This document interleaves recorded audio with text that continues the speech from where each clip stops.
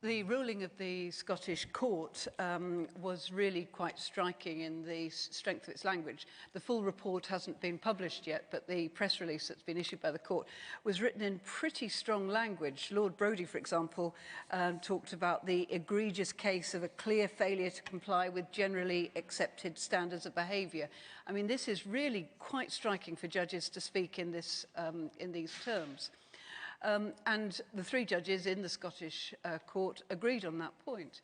The Gina Miller case, which is being brought through the courts of England and Wales, the judges decided that they wouldn't take a view on the substantive issue that you mentioned, for the simple reason that they thought that the decision to prorogue was not justiciable, which is legal speak for that the courts should not be able to decide this point because it was a matter of high politics.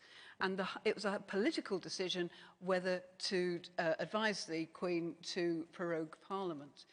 Now, in answer to your question, if it's found, which way will the Supreme Court go and the consequence of that? Well, this shows just the limits of our constitution, because you've got one court saying this is really a political matter and another court saying this is a legal matter. It goes to the core of our constitution. And for the Supreme Court, it's going to have to make that choice, which way to go. And a lot of commentators say, well, they'll probably say it's high politics, therefore the court shouldn't get involved.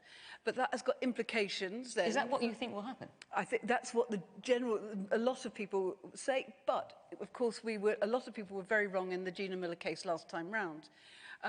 But it would be, if they said it's high politics, therefore the courts don't get involved, therefore, if that's what they've defined, then, of course, Boris Johnson should remain as Prime Minister.